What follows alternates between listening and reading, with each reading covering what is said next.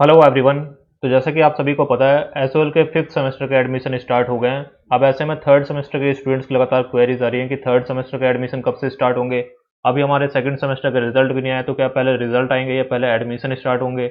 हमारे एग्जाम भी दिसंबर में फाइनल डेट शीट आ चुकी है, तो किस तरह से क्या सारी चीज़ें होंगी इसको लेकर स्टूडेंट्स के मन में काफ़ी कन्फ्यूजन है।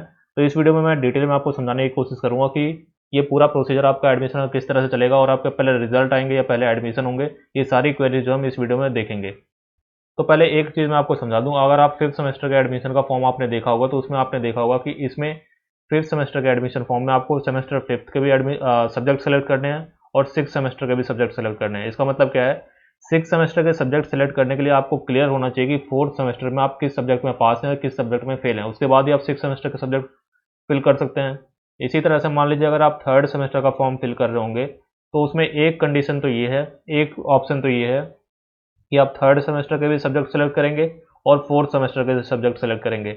इस केस में ये कंपलसरी है कि आपका सेकंड सेमेस्टर का रिजल्ट डिक्लेयर हो चुका हो। जब तक आपके सेकंड सेमेस्टर का रिजल्ट डिक्लेयर नहीं होगा आप फोर्थ सेमेस्टर के सब्जेक्ट सेलेक्ट नहीं कर सकते, क्योंकि आपको नहीं पता कि आप सेकंड सेमेस्टर के कितने सब्जेक्ट में पास हैं, कितने सब्जेक्ट में फेल हैं। और जिस सब्जेक्ट में आप फेल हैं उसका एग्जामिनेशन आपको फोर्थ सेमेस्टर के साथ ही देना पड़ेगा, तो उसको आपको ऐड करने के लिए ये पता होना चाहिए कि आप सेकंड सेमेस्टर में कितने सब्जेक्ट में फेल हैं, कितने सब्जेक्ट में पास हैं। ठीक है, ये बात क्लियर हो गई। तो अगर ये तरीका ऐसे अपनाता है कि पहले सेकंड सेमेस्टर के रिजल्ट डिक्लेयर किए जाए उसके बाद ही आपके फॉर्म फिल किए जाएंगे, उस कंडीशन में आप अपने फॉर्म में थर्ड सेमेस्टर के भी सब्जेक्ट फिल करेंगे और फोर्थ सेमेस्टर के सब्जेक्ट फिल करेंगे। इसके लिए आपके सेकंड सेमेस्टर का रिजल्ट आना जरूरी है। तो इस कंडीशन में पहले आपके सेकंड सेमेस्टर के रिजल्ट डिक्लेयर किए जाएंगे, उसके बाद ही आपके थर्ड सेमेस्टर के फॉर्म आएंगे और उस थर्ड सेमेस्टर के फॉर्म में आप थर्ड और फोर्थ दोनों सेमेस्टर के सब्जेक्ट सेलेक्ट करेंगे। लेकिन एक तरीका ये भी हो सकता है कि एसओएल अभी क्या करे, मान लीजिए सेकंड सेमेस्टर के रिजल्ट डिक्लेयर करने में एसओएल को अभी काफ़ी टाइम लग रहा है, तो वो एक तरीका ये भी निकाल सकते हैं कि आपके थर्ड सेमेस्टर के जो फॉर्म है वो फिल करवाएं, लेकिन उसमें आपके फोर्थ सेमेस्टर के जो सब्जेक्ट हैं वो वहाँ पे सिलेक्ट ना करवाएं। फोर्थ सेमेस्टर के सब्जेक्ट वो सेकंड सेमेस्टर के रिजल्ट डिक्लेयर होने के बाद वो आपसे फिल करवा सकते हैं। तो एक तरीका ये भी हो सकता है, पॉसिबिलिटी है, बिल्कुल ऐसा नहीं कि इम्पॉसिबल है, ऐसा हो सकता है। लेकिन ज़्यादा चांसेस आपके यही हैं कि पहले सेकंड सेमेस्टर के रिजल्ट आपके डिक्लेयर कर दिए जाएंगे, उसके बाद ये आपके थर्ड सेमेस्टर के फॉर्म निकलेंगे और उसमें आप थर्ड और फोर्थ दोनों सेमेस्टर के सब्जेक्ट सेलेक्ट करेंगे। फर्स्ट या सेकंड सेमेस्टर में जिस सब्जेक्ट में आपके बैक है या फेल हैं उन सब्जेक्ट को भी आप इसी फॉर्म में ऐड कर पाएंगे और इसी फॉर्म में आपको एक अपनी फ़ी पे करनी होगी। बस एक सिंगल फॉर्म फिल करना होगा और कुछ आपको नहीं करना होगा।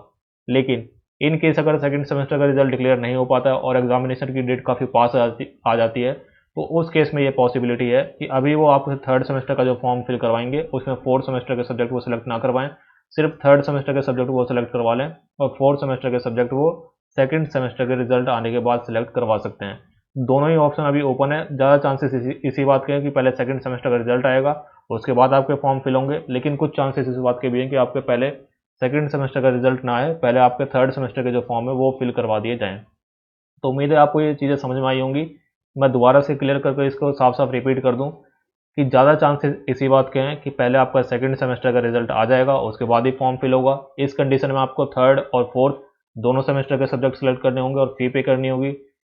इसके अलावा कुछ चांसेस इस बात के भी हैं कि आपके सेकंड सेमेस्टर का रिजल्ट अगर नहीं आ पाता है तो आपके रिजल्ट आने के पहले ही थर्ड सेमेस्टर का फॉर्म फिल करवा लिया जाए और उसमें अगर फर्स्ट सेमेस्टर में आपके किसी सब्जेक्ट में बैक है तो उसको ऐड करवा लिया जाए।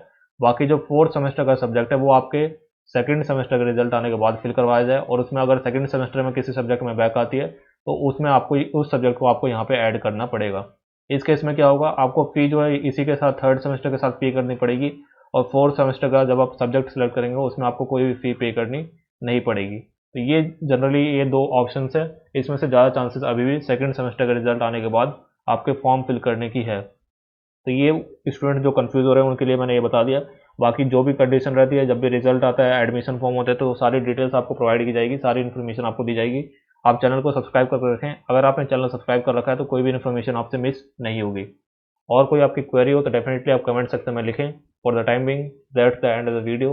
Thank you.